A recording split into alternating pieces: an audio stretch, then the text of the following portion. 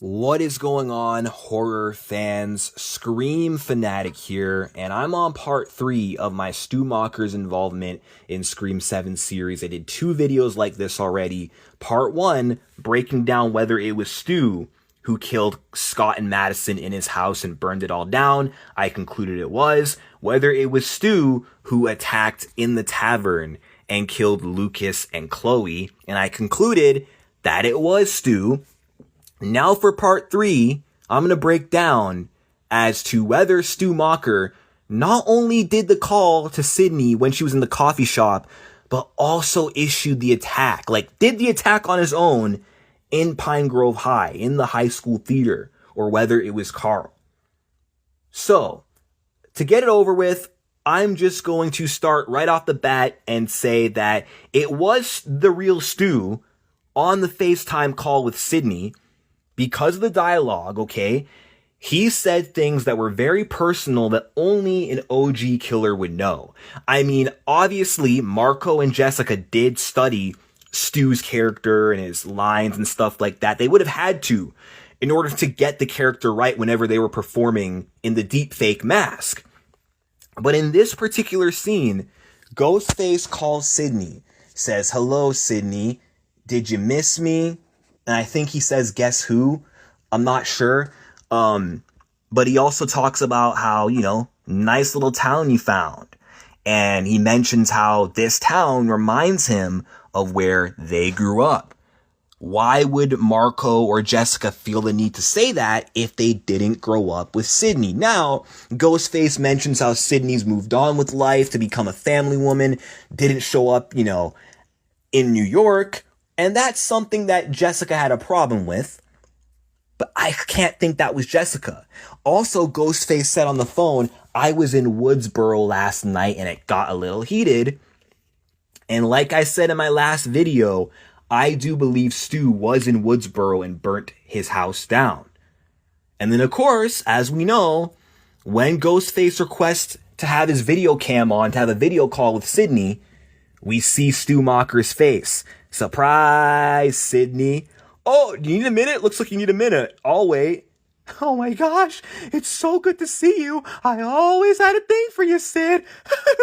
And says stuff like, "Oh my gosh, this is going to be so much fun. Just like the old times, except there's no Billy, Tatum, or Randy. Speaking of whom, your daughter."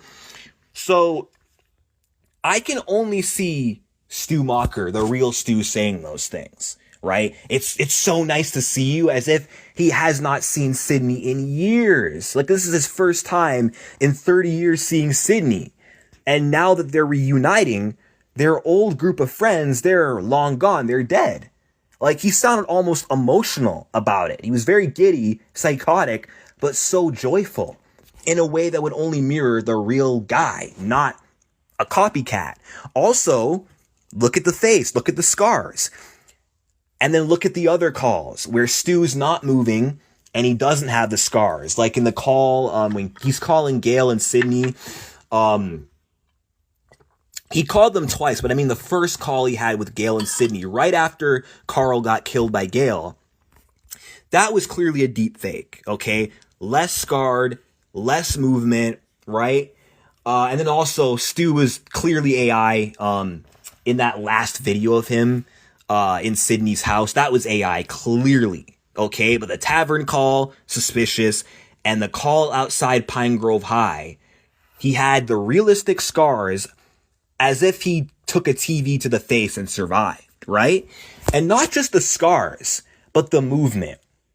We all know that with AI deepfakes, to keep the AI mask perfect, you can't just move around like that. And look at the way this character was moving. He was moving like the real life Stu. If that was Marco or Jessica or Karl, their cover might have been blown moving around like that. They might have needed to hold really still. But this guy can move around freely without the mask breaking. So it only makes sense for it to be Stu. So that was him. But did he then sneak into Pine Grove High undetected and change into the Ghostface robe and mask and kill Hannah? Or was it Karl? Because we know how this whole scene plays out. Stu mentions Sydney's daughter. Sydney's like, don't you fucking dare, don't talk about my daughter. And then Stu warns her that I'm outside her high school theater, ends the call with, it's showtime, bitch, and then hangs up the call, right? Sydney then rushes to the high school, calls her husband, calls the cops, has the police on their way to Pine Grove High. And then we know that Ghostface then ends up sneaking into the high school and ends up sliming out Hannah. And I think he might have killed the behind the scenes guy who was controlling like the strings that were helping Hannah float around to make it look like she was flying. Hannah was calling out that guy's name to stop the machine, and the guy wasn't responding. So he might have been killed off behind the scenes, right?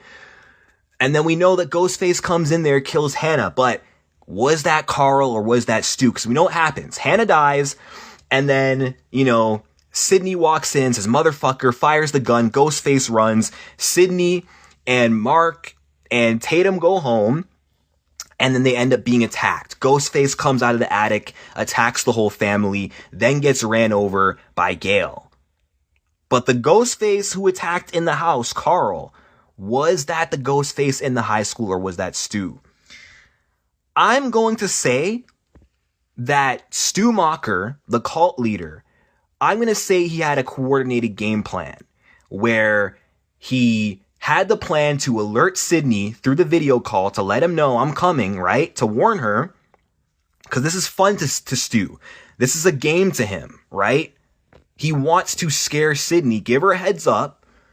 He wanted the fun of Sydney panicking, rushing to the high school, having all the cops come. But I'm going to say he did go in the high school. He did put on the robe and mask, but ordered Karl to go sneak into the Evans residence, right? I was going to say the Prescotts, but, Sydney Evans now. I'm going to say Stu got Karl to hide in Sydney's house while the whole family wasn't home. And I'm going to say that he was going to use Karl as like a plan B. In case his attack in the high school doesn't work out or he can't get to Tatum and has to kill somebody else, I'm going to say Stu made sure that Karl was going to be waiting for Sydney and her family just in case he couldn't get them first, or in case the police got there and he had to run off. That's what I'm going to say happened. And also, why I think this might have been Stu in the high school. Look at the method and how he killed Hannah. Gutting is Stu Macher's preferred way of killing people. If that was him who killed Dewey, he gutted Dewey in the hospital. We saw Stu gut Casey Becker in the opening kill of the movie, right? That's his go-to, and Stu Macher likes to hold two hands together with the knife, the overhead knife raise. That's Stu Macher's trademark. We saw him do that with Gale in New York, if that was him and not Quinn. We've seen him do that all throughout Scream 1. And Scream 7 is basically the comeback of Stu, right? They didn't really confirm or deny his fate. It's open-ended. But they built around this whole movie based off the comeback of Stu. So it only makes sense that he issued out one attack on his own in the movie, used his trademark signature, and killed Hannah with it. And I'm going to say that he actually was hoping to find Tatum in the school and kill her, but it didn't work out because Sydney and the cops got there. And Tatum wasn't like in the theater where Hannah was. She was somewhere in the school, but I'm going to say Stu probably couldn't find her. Or maybe he wanted to lure her out. I don't know. I don't really know what was going through Stu's head. But all I'm going to say is that was all part of his plan, to show up at the high school, kill whoever was available, hopefully Tatum, but if not, still send a message. Although I'm sure Stu deep down was hoping he could kill Tatum to mentally break Sydney, to show Sydney, I just killed your daughter and you weren't there on time. I think that was part of his little game. Can you make it to the school on time before I get to your precious little daughter? And then, of course, when that didn't work out, when the Pine Grove High attack didn't work, when he went to the tavern and was like, she's a bad bitch, I'm going to punish her. but Tatum ended up leaving before he entered, and he had to settle for Lucas and Chloe instead as his victims. I think Stu reverted to this plan towards the end of the movie where he wanted to do one or the other. He had a plan A and a plan B. I'm going to say plan A was actually he was wanting to kill Tatum first before killing Sydney, but he wanted to use Tatum's death to mentally unravel Sydney, right? To break her.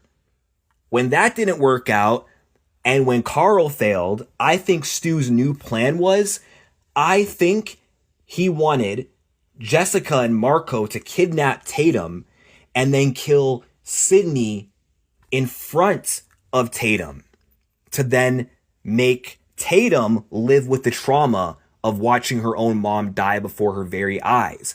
Almost like Stu wanted to recreate the events of 1995 when him and Billy killed Sydney's mother, but now this time wanted to pass that trauma on to Sydney's daughter. Maybe that was his plan B towards the end of the movie. And then of course it failed, and we'll find out what plan Stu has for Scream 8 if the writers really have the balls to bring him back.